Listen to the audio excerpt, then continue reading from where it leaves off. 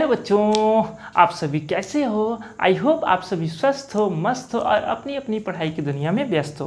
तो बच्चों, हम लाए हैं आपके लिए इस क्लास में प्रेजेंट इंडेफिनिट टेंस। ठीक है, हम लोग इस क्लास में प्रेजेंट इंडेफिनिट टेंस को बिल्कुल ही अच्छी तरीके से जानेंगे और समझेंगे कि किस तरह से किसी भी वाक्य को ये पहचाना जा सके कि वो प्रेजेंट इंडेफिनिट टेंस है या नहीं है। इसमें कौन कौन से नोट्स लगते हैं, कौन कौन से हेल्पिंग वर्ब लगते हैं, ये सब कुछ हम लोग इस क्लास में जानेंगे। और हाँ, इसके सभी रूल्स को जानेंगे, किस सेंटेंस को कैसे बनाया जाए। ठीक है, तो चलिए हम शुरू करते हैं आज की इस क्लास को। और हाँ, क्लास को शुरू करने से पहले हम आपको एक छोटा सा काम देंगे कि बच्चों, आप सभी लोग एक कॉपी और एक पेन लेकर के बैठो। ठीक है ना, हम जैसे जैसे आपको यहाँ समझाते जाएंगे वैसे वैसे आप समझते जाना और नोट्स बनाते चलना। ठीक है ना, आपको इस चैनल पर पूरे टेंस का एक एक वीडियो प्रोवाइड कराया जाएगा बिल्कुल ही बेहतरीन ढंग से। और हाँ,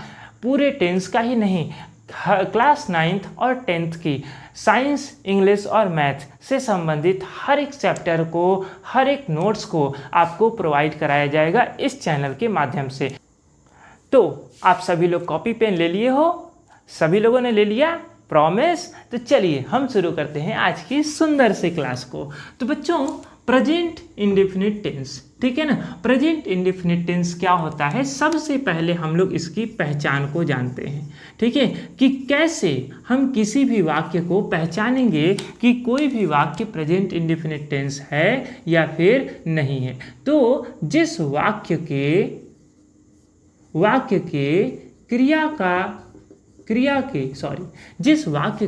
क्रिया के अंत में क्या आता हो? ता है, ती है, ते हैं, ता हूँ, ती हूँ,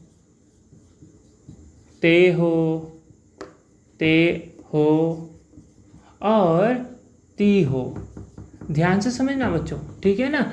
जिस वाक्य के क्रिया के अंत में ता है, ती है, ते हैं, ता हूँ, ती हूँ, ये सब कुछ आता हो, इनमें से कोई भी आता हो, तो उन सभी वाक्यों को हम लोग क्या कहेंगे?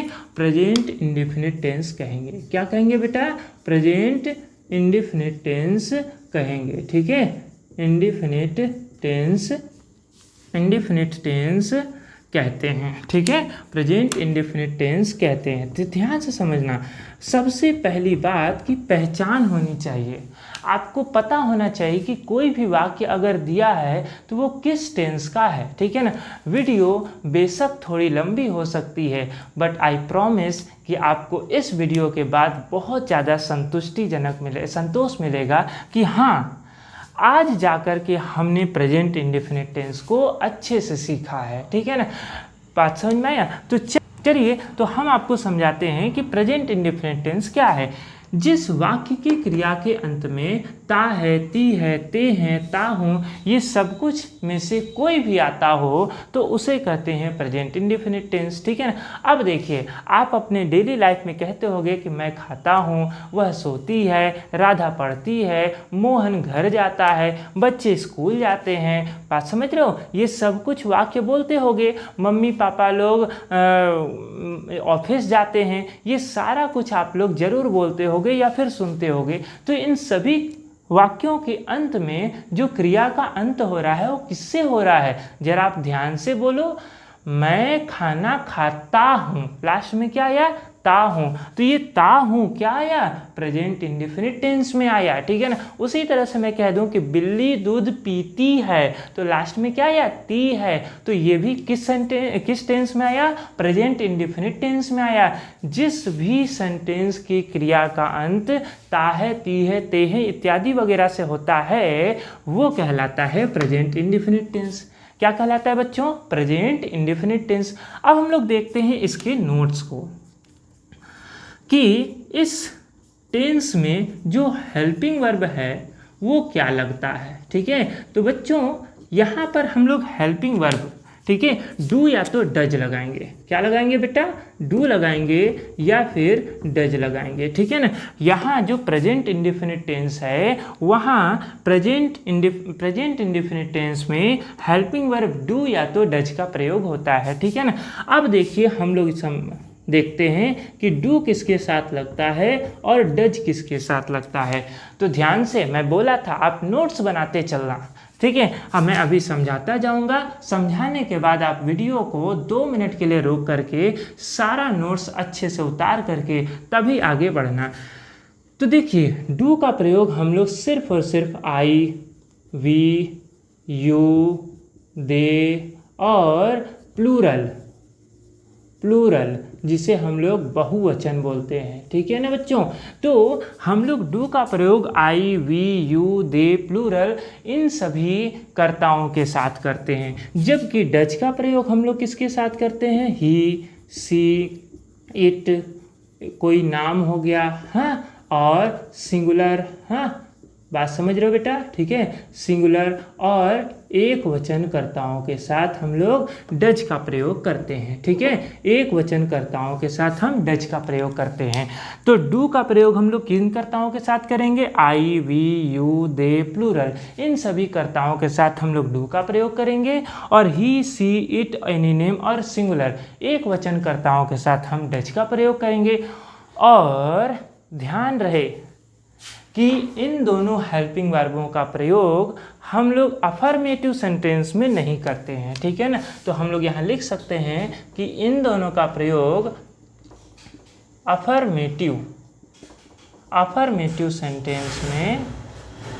अफर्मेटिव सेंटेंस में इनका प्रयोग बिल्कुल भी नहीं होता है, ठीक है ना। अगर आपने अफर्मेटिव सेंटेंस में डू डज लगाया तो समझ जाइए कि आपका वाक्य बिल्कुल ही गलत हो जाएगा, ठीक है ना। तो ध्यान रहे कि अफर्मेटिव सेंटेंस में डू डज का प्रयोग नहीं होता है, ठीक है। हाँ, अफर्मेटिव सेंटेंस छोड़ करके सारे सेंटेंसों में आप डू डज का प्रयोग बिल्कुल ही सावधानी से कर सकते हो, ठीक है ना। अब देखिए नोट नंबर 2 देखते हैं हम लोग। नोट नंबर 2 देखते हैं कि नोट नंबर 2 में क्या है? Main verb. क्या लगता है बच्चों? मेन वर्ब, ठीक है ना। मेन वर्ब का कौन सा फॉर्म लगता है? तो मेन वर्ब का यहाँ लगता है फर्स्ट फॉर्म, ठीक है। प्रेजेंट इंडेफिनिट टेंस में मेन वर्ब का फर्स्ट फॉर्म लगता है, ये बात ध्यान रहे, ठीक है ना। प्रेजेंट इंडेफिनिट टेंस में मेन वर्ब का फर्स्ट फॉर्म लगता है। ध्यान से समझते जाइए, आपके सारे डाउट्स सब कुछ आज यहाँ पर क्लियर करके ही हम हटेंगे, ठीक है ना। तो देखिए बोल रहे हैं ना, वीडियो लंबा हो जाए वो चलेगा, बट कॉन्सेप्ट आधा रह जाए, आपको समझ ना आए, वो बिल्कुल नहीं चलेगा, ठीक है ना। आप 4 छोटे छोटे वीडियोस देखिए, उससे अच्छा है कि एक वीडियो आप बड़ा देख लीजिए, आप हमेशा पढ़ाई में आगे रहेंगे, ठीक है ना। तो मेन वर्ब क्या है? यहाँ पर फर्स्ट फॉर्म लगेगा। और हाँ, फर्स्ट फॉर्म के साथ ही हम लोग एस या तो ईएस का भी प्रयोग करते हैं, लेकिन वो भी सिर्फ और सिर्फ अफर्मेटिव सेंटेंस में। तो बच्चों अफर्मेटिव सेंटेंस में हम लोग डू डज तो नहीं लगाते हैं, पर हाँ मेन वर्ब के फर्स्ट फॉर्म के साथ एस या ईएस का प्रयोग जरूर करते हैं। मैं आपको एक और छोटी सी बात क्लियर कर दूं, तो एस या ईएस का प्रयोग हम लोग सिर्फ और सिर्फ किस कर्ताओं के साथ करेंगे? ही, सी, इट, कोई नाम और एक वचनकर्ताओं के साथ, ठीक है ना बच्चों, ठीक है ना, एक वचनकर्ताओं के साथ। तो एस या एस का प्रयोग हम लोग इन्हीं कर्ताओं के क्रियाओं में करेंगे, और किसी भी कर्ता के क्रिया में अगर आप करते हो तो वो गलत हो जाता है, ठीक है ना। बातें क्लियर? चलिए फटाक से इस नोट्स को उतारिए, हम लोग चलते हैं अफर्मेटिव सेंटेंस के स्ट्रक्चर पर। फटाफट से उतार लीजिए बेटा, आराम से। हाँ चलिए तो चला जाए, ठीक है।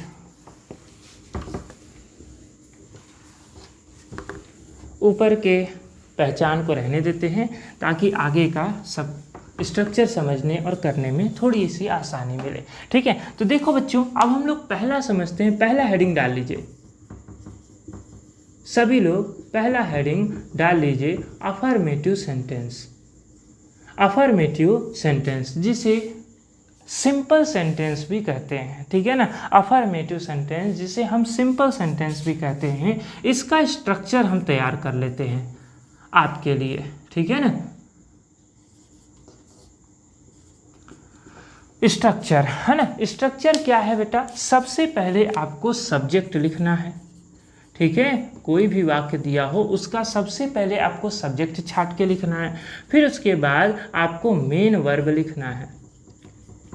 हाँ, मेन वर्ब के बाद आपको एस या ईएस उसमें जोड़ देना है जहाँ ज़रूरत हो।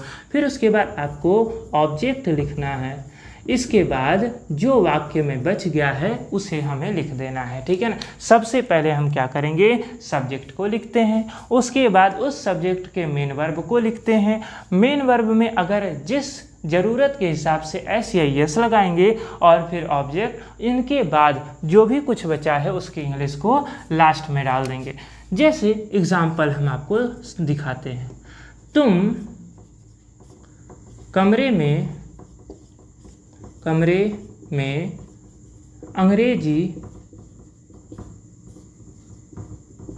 पढ़ते हो। ध्यान से समझिए, ये सेंटेंस आपके सामने दिया गया है कि तुम कमरे में अंग्रेजी पढ़ते हो, ठीक है ना। हाँ, हम आपकी ही बात कर रहे हैं, ठीक है ना। तुम कमरे में अंग्रेजी पढ़ते हो। जरा सोचिए, सबसे पहले हम इस सेंटेंस को पहचानते हैं कि ये किस टेंस का है। तो लास्ट में बच्चों क्या दिया है, ते हो। क्या यहाँ पर ते हो कहीं है? हाँ, यहाँ है, देखिए यहाँ पर दिया है ना, ते हो दिया है। इसका मतलब कि ये जो सेंटेंस है वो प्रेजेंट इंडेफिनिट टेंस का है। ध्यान रखिएगा, बहुत बार ऐसा होता है कि बच्चे पूरी तरह से पढ़ तो लेते हैं, अच्छे से टीचर पढ़ा भी देते हैं, लेकिन जब स्टोरी टाइप की आती है या फिर मिक्स सेंटेंस आता है तो उसमें वो परेशान हो जाते हैं, कंफ्यूज हो जाते हैं, ठीक है ना। रीजन कि उनका कॉन्सेप्ट क्लियर नहीं होता है अच्छे से, ठीक है ना। तो इसीलिए मैं आपको बार बार कह रहा हूँ, ठीक है, कि कॉन्सेप्ट क्लियर करिए, ठीक है ना। कॉन्सेप्ट क्लियर रहेगा तो आपको सब कुछ समझ में आएगा। तो लास्ट में क्या है, ते हो है, इसका मतलब ये प्रेजेंट इंडेफिनिट टेंस होगा। इसे हम कन्वर्ट करते हैं इंग्लिश में। देखिए, आइए हमारे साथ, तुम कमरे में अंग्रेजी पढ़ते हो। यहाँ पर सब्जेक्ट क्या है, तुम, तो तुम का इंग्लिश क्या हो जाएगा, यू। अब तुम क्या कर रहा है, पढ़ने का काम कर रहा है, तो यू स्टडी, या फिर रीड भी कर सकते हो, ठीक है ना। चलिए हम स्टडी ही लिख देते हैं। क्या यू के साथ हम ऐसे, यू के वर्ब के साथ क्या हम लोग ऐसे यस लगाएंगे? तो आंसर इज नो। आप पीछे नोट में देखिए, हम लिखवाए हैं कि आपको यू के साथ ऐसे यस नहीं लगाना है, ही सी इट एनी नेम के साथ लगाना है, ठीक है ना। तो यू स्टडी, क्या पढ़ रहा है, अंग्रेजी, तो यू स्टडी इंग्लिश कहाँ पर, कमरे में, तो हो जाएगा बेटा इन द रूम। क्या हो जाएगा, इन द रूम। तो हो गया यहाँ पर क्या कि तुम कमरे में अंग्रेजी पढ़ते हो, you study English in the room. वह बस से स्कूल जाता है, ठीक है। क्या है बेटा, वह बस से स्कूल जाता है। तो यहाँ पर आप देख सकते हो कि इस सेंटेंस के लास्ट में क्या दिया है, ता है, ठीक है ना। आप इस सेंटेंस के लास्ट में जाइए तो क्या लिखा है, ता है, और ता है हमें ये समझाता है कि ये सेंटेंस प्रेजेंट इंडेफिनिट टेंस का है। तो देखिए, यहाँ पर सबसे पहले हम लोग सब्जेक्ट को लिखते हैं, ठीक है ना। तो सब्जेक्ट क्या है, वह, लड़का है इसलिए ही। अब देखिए, वह क्या कर रहा है, जाने का काम कर रहा है, तो ही गो। अब बताइए, इसमें एस या ईएस हम जोड़ें या ना जोड़ें? तो आंसर इज यस सर, जोड़िए। क्यों? क्योंकि ही है और ही के साथ ईएस या एस लगता है, ठीक है ना। तो ही गोज, अब कहाँ जा रहा है, स्कूल जा रहा है, ही गोज टू स्कूल। बात समझ में आया, ही गोज टू स्कूल। किस चीज़ से जा रहा है, तो बस से जा रहा है, तो बाई बस। यहाँ तक की बातें क्लियर हैं? यहाँ तक की बातें क्लियर है ना? बिल्कुल। He goes to school by bus. चलिए इसे उतार लीजिए। इसी तरह से और भी वाक्य आपको दिए जाएंगे, आप कर लीजिएगा, ठीक है। चलिए हो गया। अब हम लोग चलते हैं अफर्मेटिव के बाद निगेटिव सेंटेंस पर।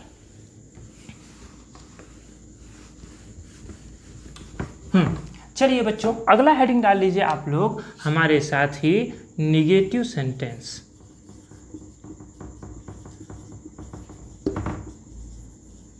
हो गया बच्चों, निगेटिव सेंटेंस, ठीक है ना। निगेटिव सेंटेंस का हम लोग स्ट्रक्चर देखते हैं, ठीक है। निगेटिव सेंटेंस का क्या स्ट्रक्चर है, तो निगेटिव सेंटेंस में सबसे पहले हम लोग लिखते हैं सब्जेक्ट को। क्या लिखते हैं बच्चों, सब्जेक्ट, निगेटिव सेंटेंस में। उसके बाद हम लोग लिखेंगे डू या तो डज। क्या लिखेंगे बेटा, डू या फिर डज। उसके बाद हम जोड़ेंगे यहीं पर नॉट, और फिर मेन वर्ब का फर्स्ट फॉर्म, ठीक है ना। हम थोड़ा शॉर्ट फॉर्म लिख देते हैं। मेन वर्ब का आपका फर्स्ट फॉर्म लगेगा, फिर उसके बाद लगेगा ऑब्जेक्ट, फिर लगेगा आपका ETC, है ना, जो भी कुछ रह जाएगा। सबसे पहले आप अब सब्जेक्ट लिखेंगे, सब्जेक्ट के हिसाब से डू या डज लगाएंगे, फिर नॉट लगाएंगे, फिर मेन वर्ब का फर्स्ट फॉर्म लगाएंगे, ऑब्जेक्ट और ETC लगाएंगे, ठीक है ना। इस तरह से हमारा निगेटिव सेंटेंस का जो स्ट्रक्चर है वो बन के तैयार होता है, ठीक है। आइए हम आपको कुछ एग्जाम्पल से समझाते हैं। क्या एग्जाम्पल दे दें, हाँ, कि वे लोग सड़क पर नहीं खेलते हैं, ठीक है बच्चों, ठीक है। वे लोग सड़क पर नहीं खेलते हैं। सबसे पहला काम बच्चों कि आप सेंटेंस को पहचानिए, ठीक है ना, कि ये किस टेंस का है, तो ते हैं। आप देखिए यहाँ पर ते हैं लिखा है, ठीक है ना। इसका मतलब कि ये जो सेंटेंस है वो प्रेजेंट इंडेफिनिट टेंस का है। हाँ, ये जो सेंटेंस है वो प्रेजेंट इंडेफिनिट टेंस का है, ठीक है ना। प्रेजेंट इंडेफिनिट टेंस के बाद इसमें नहीं लिखा है, नहीं लिखने का मतलब हो गया कि ये निगेटिव सेंटेंस का है। मैं पूरा सेंटेंस तोड़ तोड़ कर आपको समझा सकता हूँ, ठीक है ना। आप बस पूरे वीडियो पर बने रहिए, ठीक है ना, पूरे वीडियो में बने रहिए आप, है ना। तो क्या बताया जा रहा है कि पहला तो ते है, जो कि ये इंडिकेट करता है कि ये प्रेजेंट इंडेफिनिट टेंस है, और दूसरा इसमें नहीं जुड़ा हुआ है, इसका मतलब ये निगेटिव सेंटेंस है। अब हम लोगों के सामने निगेटिव सेंटेंस का स्ट्रक्चर तो दिया ही है, अकॉर्डिंग टू स्ट्रक्चर हम लोग सब कुछ रखते जाएंगे, और यही हमारा हो जाएगा इस सेंटेंस का ट्रांसलेशन। तो देखिए, सबसे पहले सब्जेक्ट को लिखना है। सब्जेक्ट यहाँ पर क्या है, वे लोग का इंग्लिश होगा दे। क्या होगा बच्चों, दे। अब देखिए, दे के हिसाब से डू लगेगा या तो डज लगेगा, आप ही बताओ, ठीक है ना, डू लगेगा या डज। चलिए मैं यहाँ पर आपको थोड़ा सा हिंट देने के लिए लिख ही देता हूँ। डू का प्रयोग हम लोग क्यों, क्योंकि आगे भी आपको लगाना ही है, IVU, दे और प्लूरल। और डज का प्रयोग बच्चों ही, सी, इट, कोई नाम, हाँ, और एक वचन या तो सिंगुलर। ध्यान से समझो, दे कहाँ लिखा है, दे यहाँ लिखा है, दे के सामने क्या है, डू है। तो यहाँ पर क्या लगेगा बच्चों, डू या डज में से, तो हम लगाएंगे यहाँ पर डू, है ना। पूरा कंसंट्रेशन यहाँ दीजिए, पूरा फोकस इस क्लास पर दीजिए, आपको 100% क्लियर होगा। दे डू, उसके बाद क्या लिखा है, नॉट, तो दे डू नॉट। अब देखिए, वे लोग कौन सा काम कर रहे हैं, खेलने का काम कर रहे हैं, तो दे डू नॉट प्ले। हाँ, कहाँ पर नहीं खेल रहे हैं, सड़क पर, तो ऑन द रोड, ठीक है बच्चों, ऑन द रोड। तो they do not play on the road. अब देखिए अगला सेंटेंस हम देखते हैं, ठीक है ना, और एग्जाम्पल एक तो देख लेते हैं। चलिए नंबर 2 एग्जाम्पल है कि बिल्ली कमरे में दूध नहीं पीती है ना। बिल्ली कमरे में दूध नहीं पीती है, तो यहाँ पर देखो बेटा क्या हो जाएगा, बिल्ली, बिल्ली का इंग्लिश हो जाएगा द कैट। अब देखिए कैट, कितनी बिल्लियाँ हैं। अच्छा पहला काम है ना, आप सेंटेंस को पहचानिए। ती है लिखा है, इसका मतलब प्रेजेंट इंडेफिनिट टेंस हो गया। बीच में नहीं लिखा है, इसका मतलब ये निगेटिव सेंटेंस हो गया। अब हम लोग थोड़ा सा दिमाग लगाते हैं स्ट्रक्चर पर। सबसे पहले सब्जेक्ट को लिखेंगे, इसके बाद डू डज।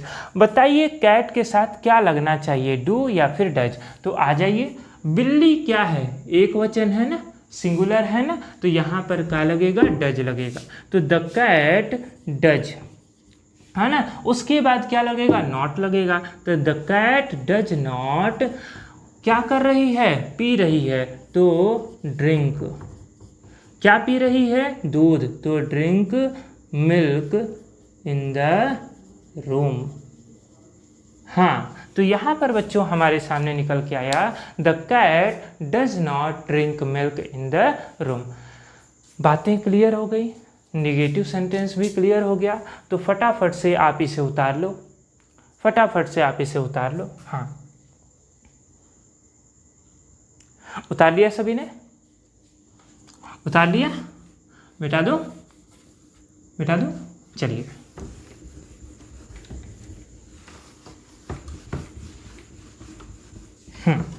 अब हम लोग आते हैं अगले सेंटेंस पर, ठीक है ना, इंट्रोगेटिव सेंटेंस पर।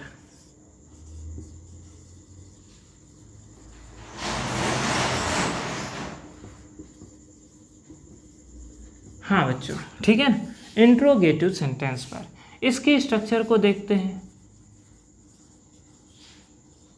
हाँ, इसका स्ट्रक्चर हमें क्या समझाता है, तो आपको कुछ करना है नहीं, सिर्फ और सिर्फ डू डज को आगे ला दीजिए। सब्जेक्ट से पहले डू डज को कर दीजिए और बीच में से नॉट को हटा दीजिए, वो हो जाएगा हमारा इंट्रोगेटिव सेंटेंस। क्या करना है, डू डज को खींच के आगे लाना है। आइए मेरे साथ बने रहिए, डू डज प्लस सब्जेक्ट, ठीक है, do does plus subject plus, अब देखिए डू डज को हमने आगे के नॉट हटा देना है, ठीक है ना। तो डू डज प्लस सब्जेक्ट, अब लगाना है आपको मेन वर्ब का फर्स्ट फॉर्म, ठीक है ना। मेन वर्ब का आपको लगाना है बेटा फर्स्ट फॉर्म, ठीक है ना। फिर इसके बाद आपको लिखना है क्या, ऑब्जेक्ट।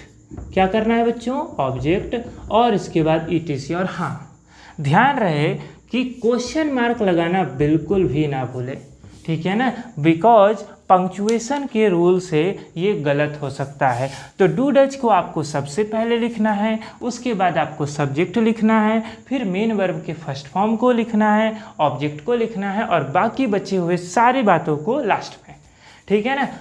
अब चलिए हम लोग चलते हैं एग्जाम्पल पर। हाँ, तो इंट्रोगेटिव सेंटेंस मैं आपको 2 मिनट के लिए बता दूं, इंट्रोगेटिव सेंटेंस क्या से शुरू होता है ना, क्या से शुरू होता है। जैसे क्या आपने खाना खाया, ठीक है ना, क्या वह, चलिए इंट्रोगेटिव सेंटेंस को हम इंडेफिनिट के बेस पे पढ़ते हैं। क्या आप अंग्रेजी पढ़ते हैं, क्या वे लोग चाय पीते हैं, क्या मेरे पिताजी बगीचे में टहलते हैं, क्या आपकी माताजी आपको डांटती हैं, ठीक है ना। तो ये सारी सेंटेंस क्या था बेटा, इंट्रोगेटिव सेंटेंस थी, ठीक है ना। ये सारी सेंटेंस जो थी वो क्या थी, इंट्रोगेटिव सेंटेंस थी, ठीक है ना। आइए 2-4 एग्जाम्पल हम लोग देखते हैं, है ना। देखिए डू डज, है ना, हम लोग देखते हैं क्या मेरा दोस्त, क्या मेरा दोस्त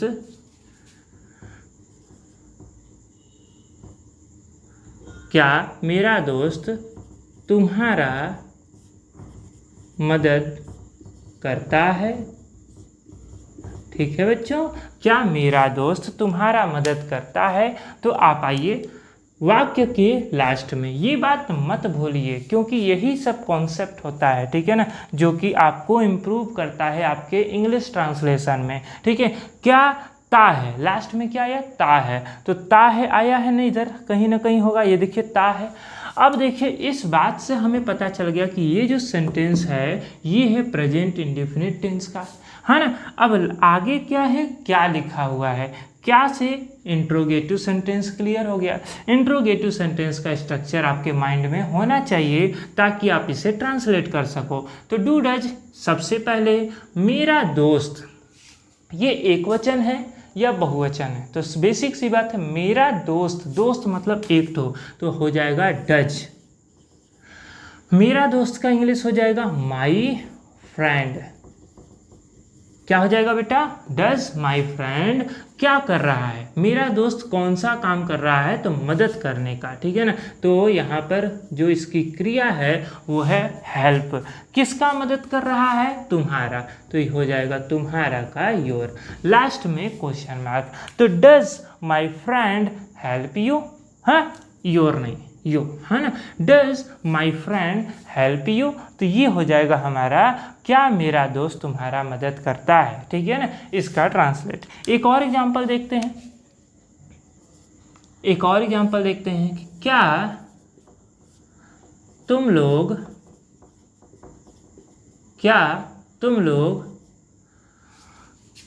स्कूल जाते हो, स्कूल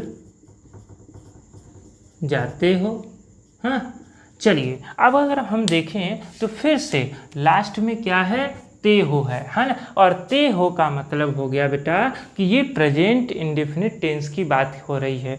प्रेजेंट इंडेफिनिट टेंस के बात के साथ ही साथ यहाँ पर क्या भी लिखा है, और क्या लिखने का मतलब ये इंट्रोगेटिव सेंटेंस हो गया। और कुल मिला जुला करके ये स्ट्रक्चर सामने दिया गया है। तो सबसे पहले हम लोग डू डज का चुनाव करते हैं कि सब्जेक्ट के हिसाब से क्या लगना चाहिए। तुम लोग का मतलब यू, और यू का मतलब डू, तो यहाँ पर बेटा लगेगा क्या, डू। और तुम लोग का इंग्लिश हो जाएगा यू, तो डू यू। जाना का इंग्लिश होता है गो, कहाँ जा रहे हैं, स्कूल, तो गो टू स्कूल। यहाँ पर हो गया बेटा, यहाँ पर हो गया हमारा do you go to school. बातें क्लियर हुई, ठीक है, सभी को बातें क्लियर हो रही है। अगर बातें क्लियर हो रही है बेटा तो अभी कभी वीडियो को लाइक करो, सब्सक्राइब करो और बेल आइकॉन दबा लो ताकि आपको इस तरह की सारी वीडियो प्रोवाइड होती रहें। और हाँ, हम आपको ये बता दें कि इस चैनल पर आपको क्लास 9th 10th और इसके नीचे की सारी क्लासेस की हर एक वीडियो, हर एक सब्जेक्ट विथ नोट्स प्रोवाइड कराई जाएंगे, ठीक है ना। चाहे वो मैथ हो, साइंस हो, इंग्लिश हो, हर एक सब्जेक्ट को आपको नोट्स के साथ समझाया जाएगा, बताया जाएगा, इम्पॉर्टेंट बातों को बताया जाएगा, ठीक है ना। चलिए हम लोग आगे बढ़ते हैं, ठीक है ना। तो इंट्रोगेटिव सेंटेंस आप इसे कॉपी कर लें।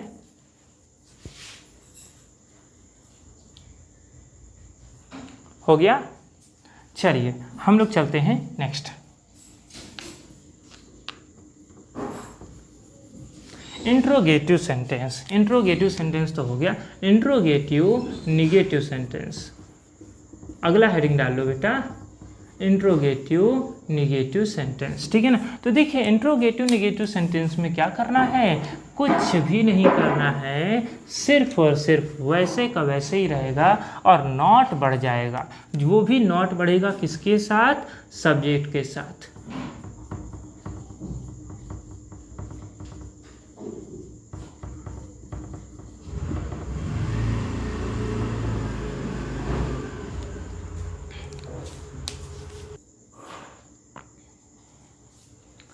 हाँ तो बच्चों देखिए इंट्रोगेटिव निगेटिव सेंटेंस, ठीक है ना। इंट्रोगेटिव निगेटिव सेंटेंस आपको कुछ नहीं करना है, सिर्फ और सिर्फ सब्जेक्ट के बाद नॉट, ये देखिए मैं इसे हाईलाइट कर देता हूँ, ठीक है ना।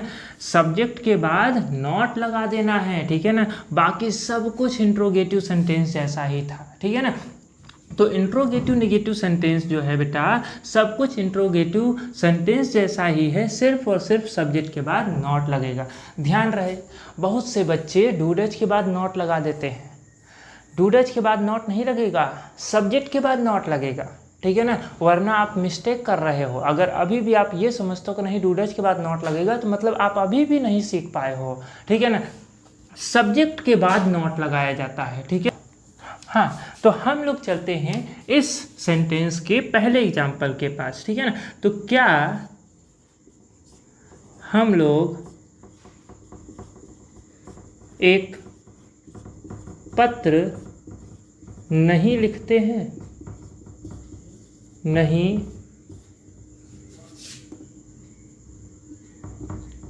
नहीं लिखते हैं। बच्चों ध्यान दो, वाक्य के अंत में क्या आया है? ते हैं। और ते हैं का मतलब क्या हुआ? ये प्रेजेंट इंडेफिनिट टेंस का सेंटेंस है ना। और तो और ये क्या और बीच में नहीं लगा दिया है, दैट मीन्स ये इंट्रोगेटिव निगेटिव सेंटेंस हुआ है कि नहीं। ये बीच में क्या, सॉरी आगे क्या और बीच में नहीं लगा दिया, तो इसका मतलब ये इंट्रोगेटिव नेगेटिव सेंटेंस हुआ। और इस हिसाब से हमारे पास ये एक इसका स्ट्रक्चर दिया है। अकॉर्डिंग टू स्ट्रक्चर हम लोग सब कुछ रखते हैं। तो हम लोग के साथ क्या लगेगा? डू लगेगा या डज लगेगा? तो देखिए हम लोग का इंग्लिश होता है वी, और वी के साथ लगेगा डू। तो हम लोग लगाते हैं डू। डू के बाद सब्जेक्ट मतलब कि वी, है ना। डू वी नॉट क्या नहीं कर रहे हैं? लिख रहे हैं। तो do we not write a letter, last में क्वेश्चन मार्क, है ना। क्या हो गया बच्चों? Do we not write a letter, ठीक है ना। अब देखिए एग्जाम्पल नंबर 2, क्या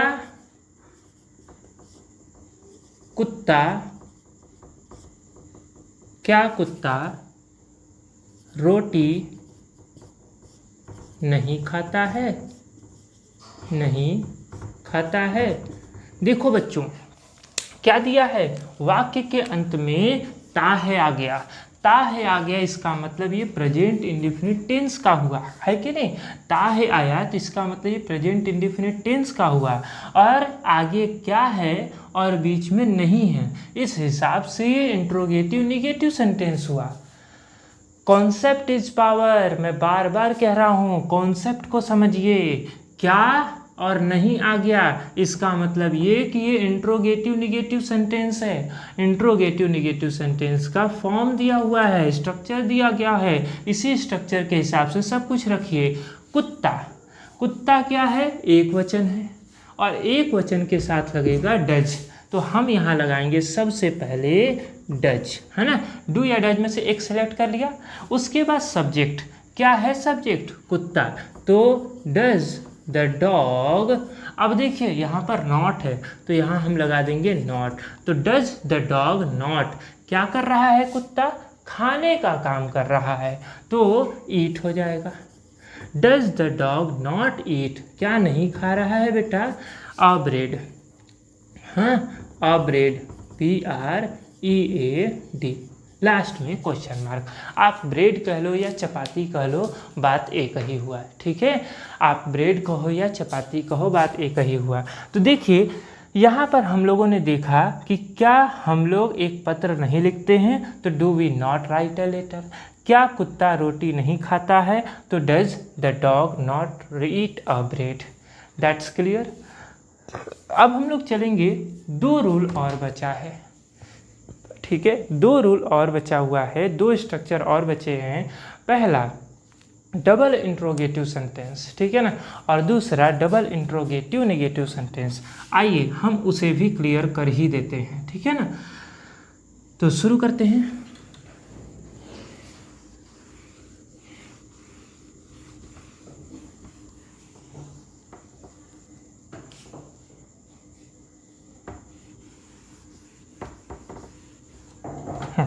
तो हम लोग शुरू करते हैं। लिखिए, हेडिंग डालिए,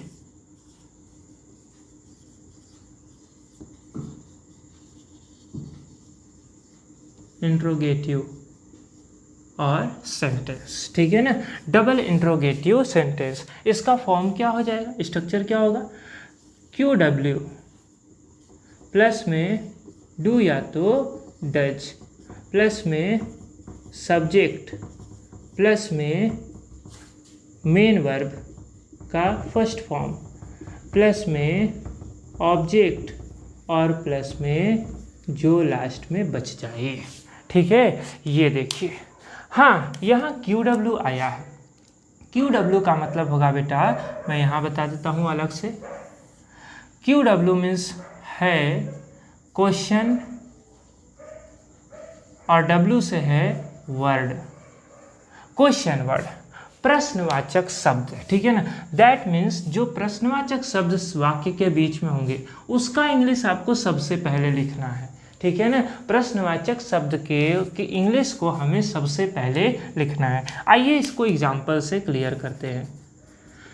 जैसे कि पक्षियाँ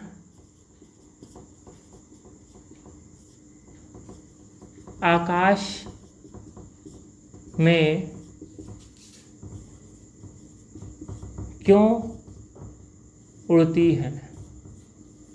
हाँ, ये देखिए हुई ना बात, पक्षियाँ आकाश में क्यों उड़ती हैं। वाक्य के लास्ट में क्या है, ती है ना। वो पक्षियाँ आकाश में क्यों उड़ती हैं, है ना। तो ती है वगैरह क्या आ गया, प्रेजेंट इंडेफिनिट में आ गया। अब हम लोग को क्या दिख रहा है कि ये जो प्रश्नवाचक शब्द है ये वाक्य के बीच में है, और जब प्रश्नवाचक शब्द बीच में होगा दैट मीन्स वो interrogative negative, double interrogative negative sentence हुआ, डबल इंट्रोगेटिव सेंटेंस हुआ, ठीक है ना।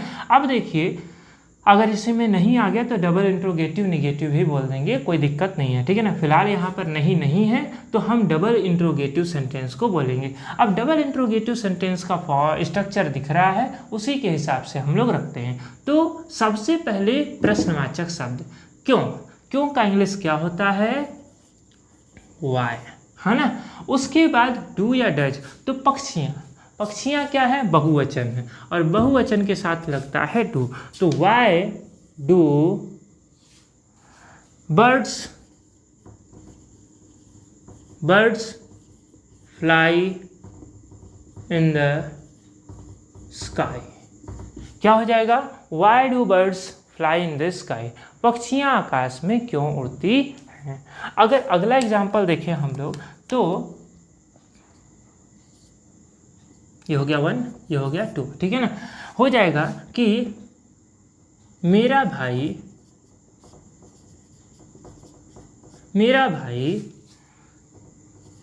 इस शहर में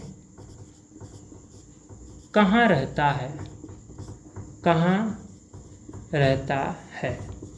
देखो बच्चों क्या हो गया, मेरा भाई इस शहर में कहाँ रहता है, ता है तो प्रेजेंट इंडेफिनिट टेंस, कहाँ बीच में आ गया तो डबल इंट्रोगेटिव सेंटेंस, है ना।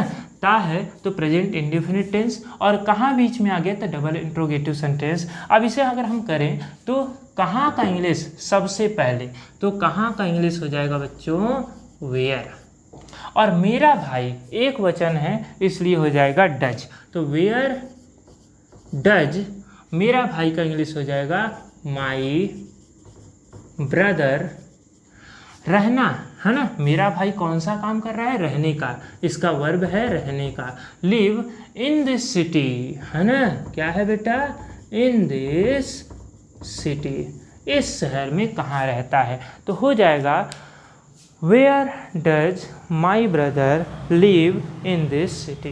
तो ये हो गया हमारे डबल इंट्रोगेटिव सेंटेंस के स्ट्रक्चर और 2 एग्जाम्पल। अब हम लोग लास्ट समझते हैं डबल इंट्रोगेटिव नेगेटिव सेंटेंस, ठीक है ना। आप नोट्स कर लीजिए, इसे भी उतार लीजिए। चलिए उतर गया, आगे बढ़ते हैं हम लोग, ठीक है। अब हम लोग आगे बढ़ते हैं, ध्यान से समझिए, हम पूरा नहीं मिटाते हैं, हम इतने इसी में बना लेंगे।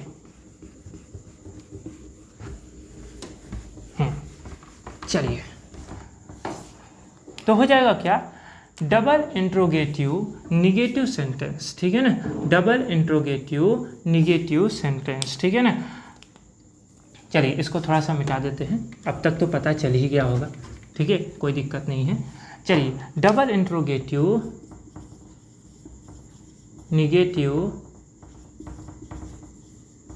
सेंटेंस क्या होगा बेटा, डू डज सब्जेक्ट, और यहीं पर लग जाएगा हमारा नॉट, ठीक है। क्या हो जाएगा, चलिए मैं अच्छे से लिख देता हूँ, ठीक है। देखिए यहीं पर हमारा लगेगा नॉट,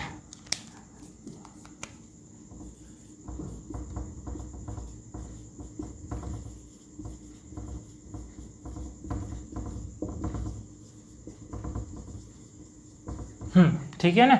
अब देखिए यहाँ क्या समझ में आ रहा है कि क्यू डब्ल्यू वैसे का वैसे ही, डू डज वैसे का वैसे ही, सब्जेक्ट भी वैसे का वैसा ही, सिर्फ और सिर्फ सब्जेक्ट के बाद क्या आ गया, नॉट आ गया, मेन वर्ब का फर्स्ट फॉर्म, ऑब्जेक्ट और ईटीसी।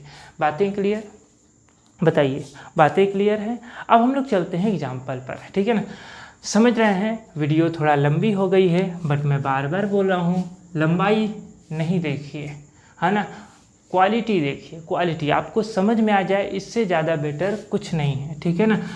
हम लोग देखते हैं एग्जाम्पल्स को। तो मेरे पिताजी बगीचे में क्यों नहीं टहलते हैं।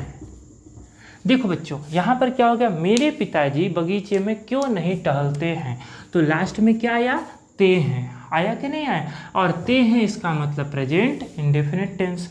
अब देखिए हम लोग इसे ट्रांसलेट करते हैं। सबसे पहले आपको क्यू डब्ल्यू करना है, तो क्यू डब्ल्यू क्या है, क्यों।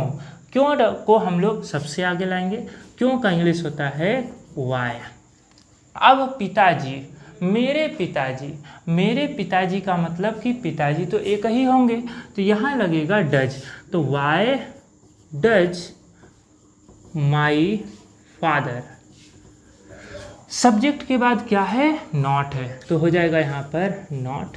My father does not, does my father not, क्या नहीं करते हैं भाई, वॉक, वॉक नहीं करते हैं, उनको वॉक कराया करो, क्योंकि अब वो उम्र के साथ कमज़ोर हो रहे हैं, वॉक करेंगे तो थोड़ी सी बॉडी में फिटनेस रहेगी। तो why does my father not walk in the garden. Okay, ठीक है, मेरे पिताजी बगीचे में क्यों नहीं टहलते हैं। तो इस तरह से हो गया हमारा इस एग्जाम्पल, ठीक है ना। एक और एग्जाम्पल देते हैं, लास्ट रहेगा, हो जाएगा। वे लोग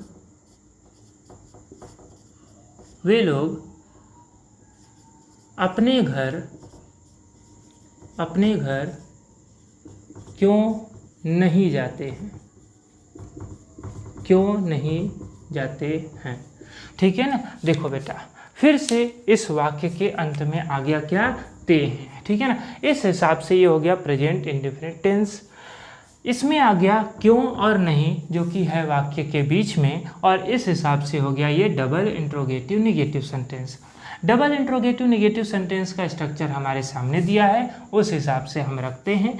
तो सबसे पहले क्यू डब्ल्यू, तो मतलब कि क्यों, क्यों का इंग्लिश हम लोग सबसे पहले लिखेंगे वाई। वे लोग का होता है दे, और दे के हिसाब से लगेगा डू, हम पहले भी आपको बताया है, आप वहाँ से देख सकते हैं। वाई डू, वे लोग का इंग्लिश हो जाएगा दे, और इसके बाद है नॉट, तो वाई डू दे नॉट।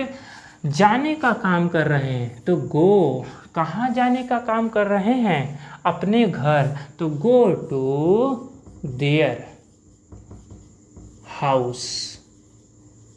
हाँ, इस तरह से हो गया why do they not go to their house, ठीक है ना। तो बच्चों, यहाँ पर हमारा प्रेजेंट इंडेफिनिट टेंस के सारे सेंटेंस पहचान, ये सब कुछ क्लियर हुआ, ठीक है ना। अगर आपको ये वीडियो अच्छी लगी तो आप अपने दोस्तों के बीच ये शेयर करना मत भूलिएगा।